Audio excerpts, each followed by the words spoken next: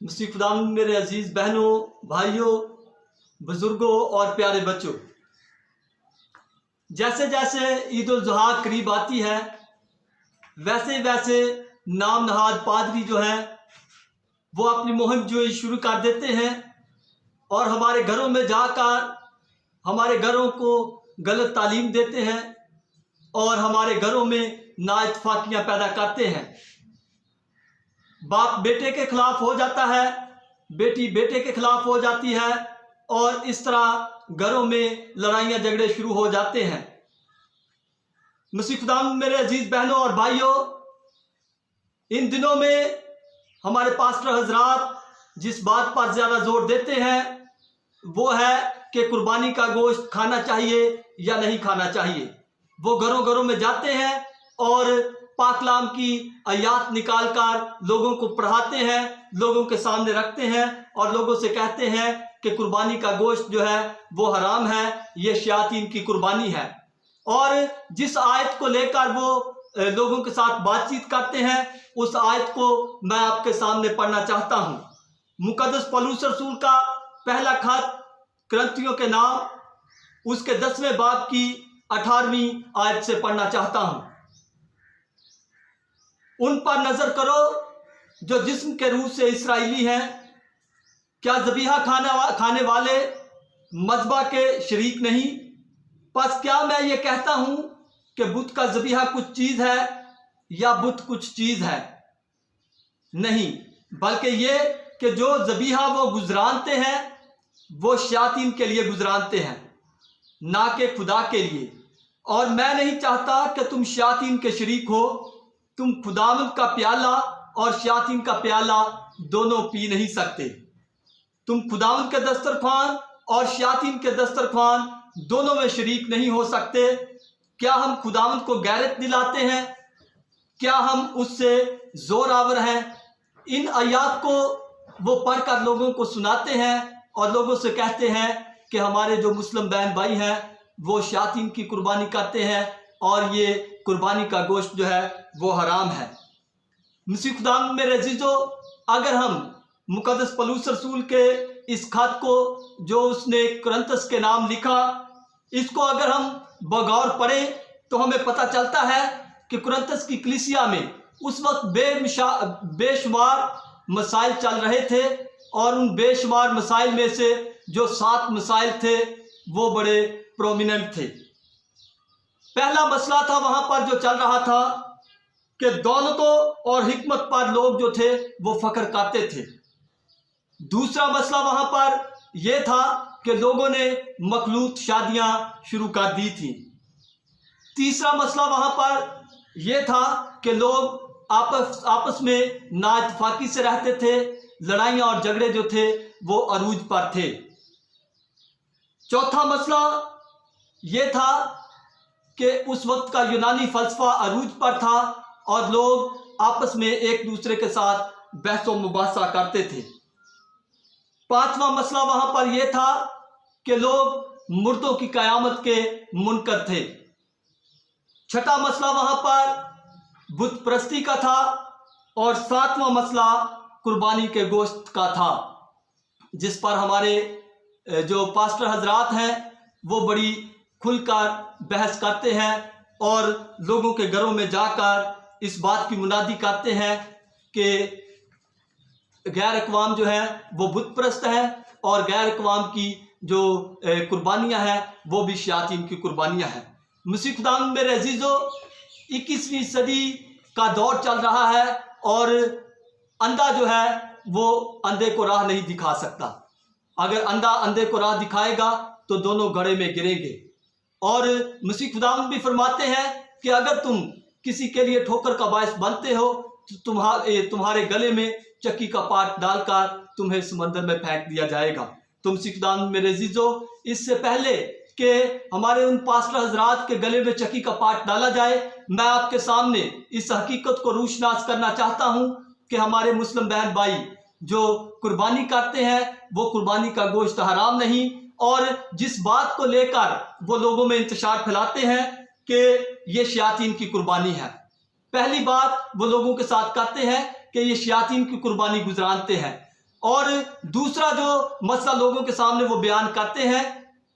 वो कहते हैं कि हमारे मुस्लिम बहन भाई जो है ये इस्माइल की याद में कुर्बानी करते हैं, और हमारा कलाम मुकद्दस जो है वो हमें इस बात के मुतल्लिक बताता है कि हज़रत इब्राहीम अपने बेटे इसहाक को लेकर कुर्बान करने के लिए लेकर गए थे। तो मसीह खुदाम मेरे अजीजों, पहला मसला जो शयातीन की कुर्बानी का है वो ये है कि हम मुस्लिम माशरे में रहते हैं और हम इस बात से बाखूबी वाकिफ़ हैं कि हमारे मुस्लिम बहन भाई जो है वो एक खुदा पर ईमान रखते हैं।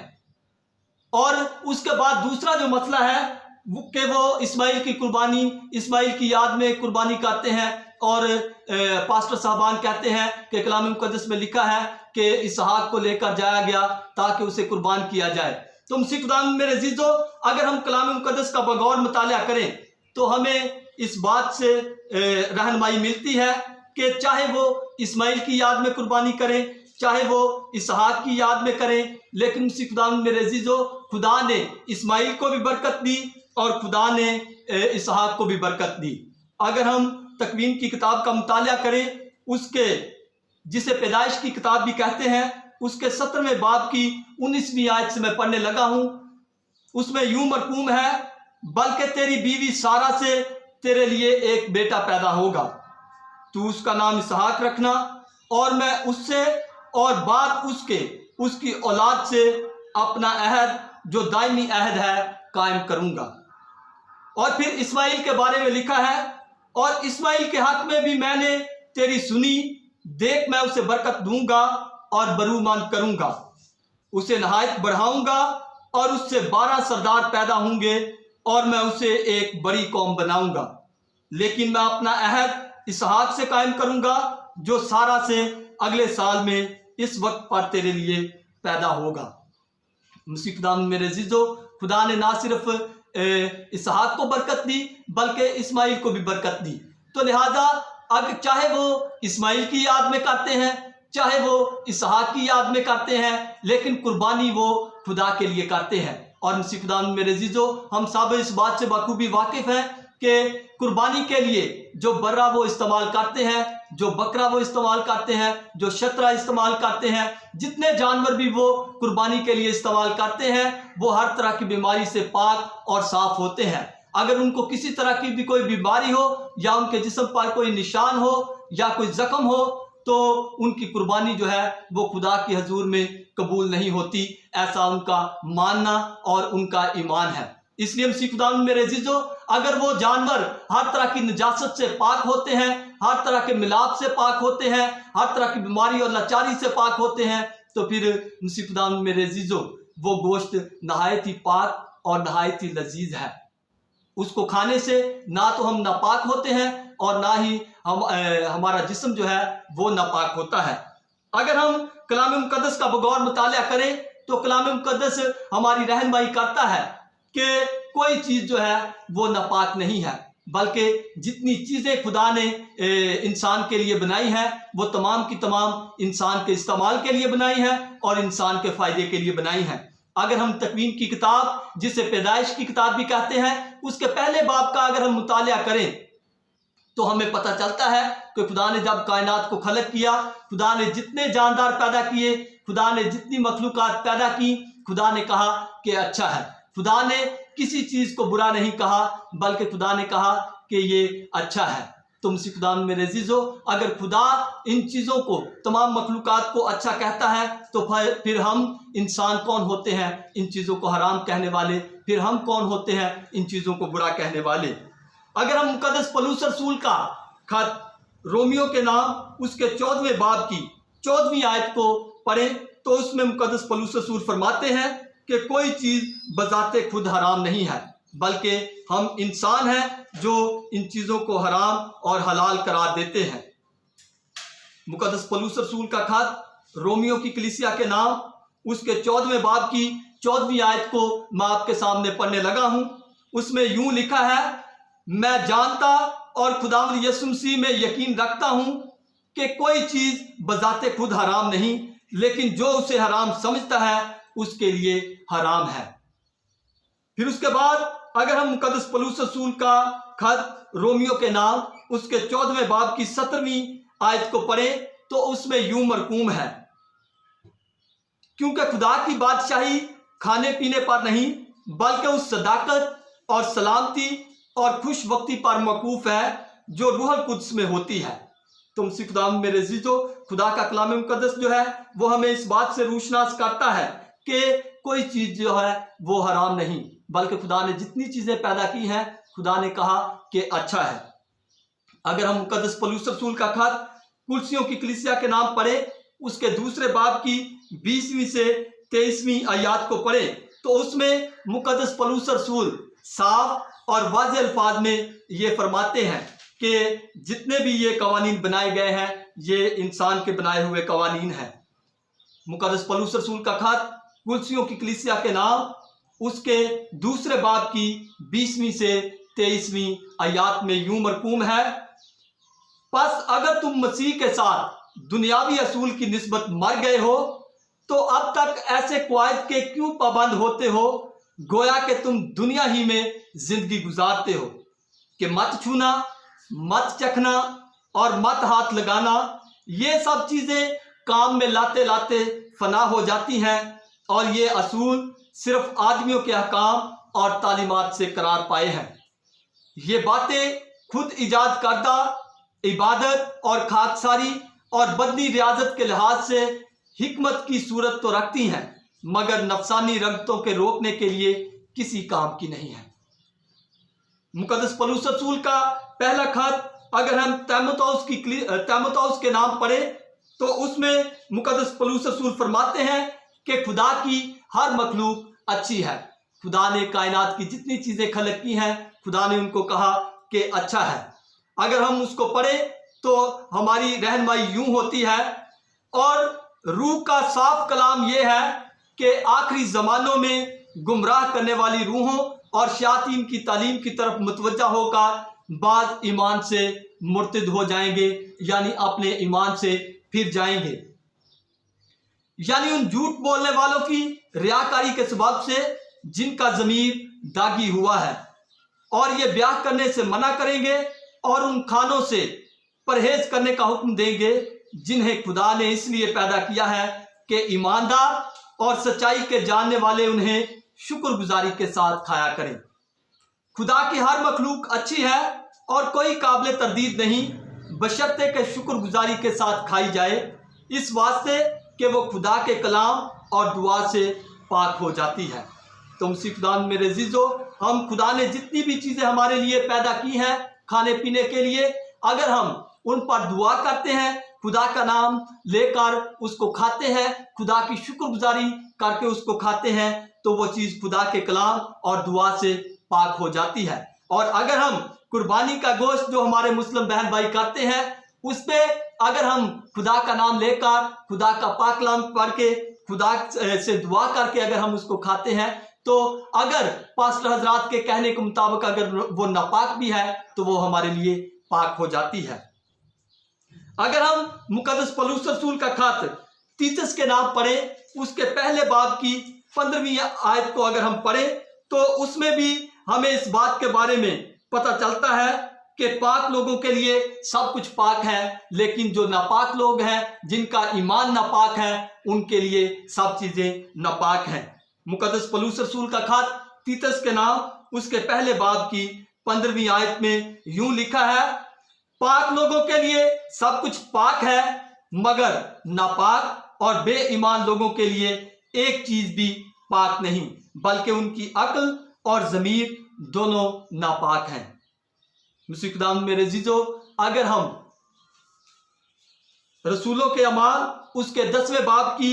9वीं से 16वीं आयत का मुतालिया करें तो उसमें भी हमें पता चलता है कि जब मुक़द्दस पतरस को भूख लगी होती है तो वो वजद में चला जाता है और मुक़द्दस पौलुस रसूल पर खुदा इस बात के बारे में आया करता है कि कोई चीज़ जो है वो नापाक नहीं, बल्कि तमाम की तमाम चीज़ें जो है खुदा ने इंसान के लिए पाक ठहराई हैं। रसूलों के अमाल की किताब उसके 10वें बाब की 9वीं आयत में यूं लिखा है, दूसरे दिन जब वो राह में थे और शहर के नज़दीक पहुंचे तो पतरस छठी घड़ी के करीब कोठे पर दुआ करने गया और उसे भूख लगी और वो कुछ खाना चाहता था, मगर जब तैयार हो रहा था तो वो वजद में आ गया और उसने देखा कि आसमान खुल गया और एक बासन बड़ी चादर की मानिंद चारों कोनों से लटका हुआ आसमान से जमीन की तरफ उतरा। उसमें हर किस्म के चौपाए और जमीन के कीड़े मकोड़े और हवा के परिंदे थे। और उसे एक आवाज आई कि ए पतरस, उठ, ज़बा कर और खा। मगर पतरस ने कहा, ए खुदावन, हरगिज नहीं, क्योंकि मैंने कभी कोई हराम या नापाक चीज नहीं खाई।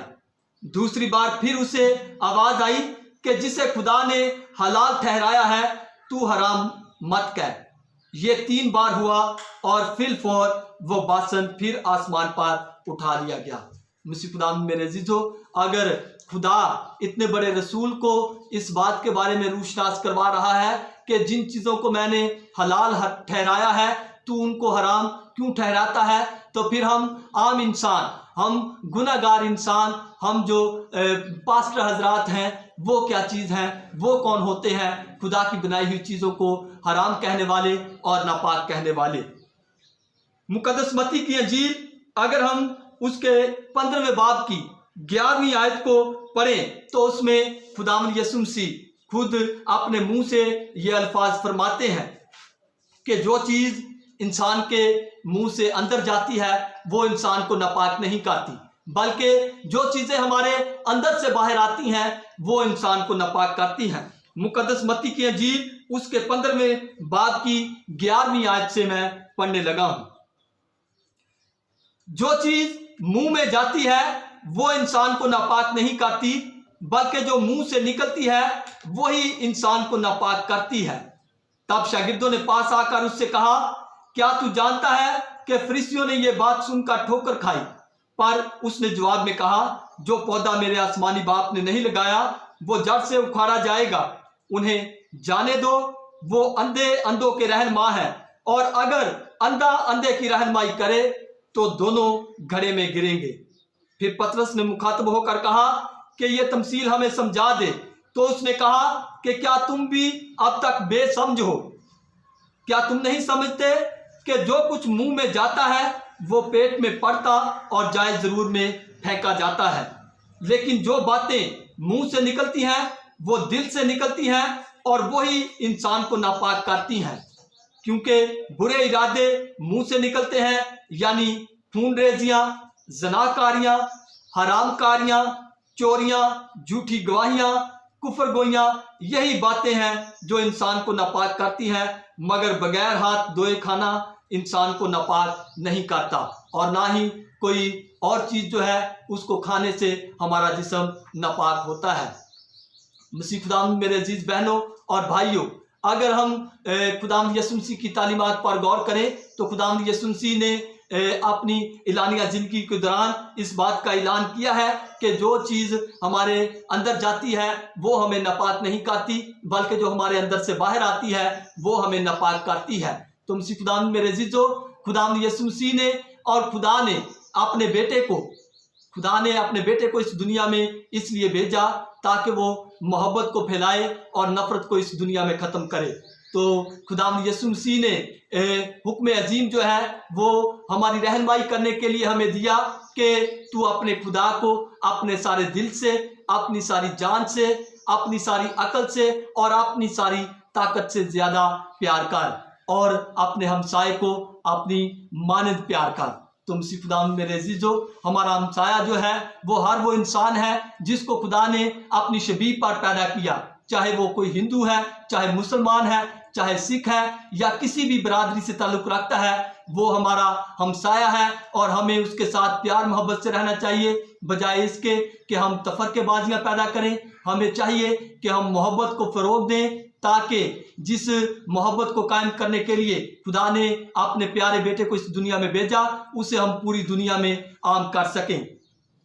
आखिर में मैं यही कहना चाहता हूँ कि बहुत से लोग जो हैं उनके जहनों में, उनके दिलों में यही सवाल उठता है कि क्या हमें ये कुर्बानी का गोश्त खाना चाहिए या नहीं। तो मसीह खुदाम मेरे अजीजो, इलामा पॉल अर्नस्ट साहब फरमाते हैं कि अगर कोई दुनिया में गोश्त खाने वाला है तो वो कुर्बानी का गोश्त है, क्योंकि ये हर तरह की बीमारी से पाक होता है, हर तरह के जख्मों से पाक होता है, हर तरह की नजासत से पाक होता है। इसलिए मसीह खुदाम मेरे अजीजो, कलाम मुकद्दस की रोशनी में मैंने ये बात आप पर अहया कर दी है कि खुदा ने किसी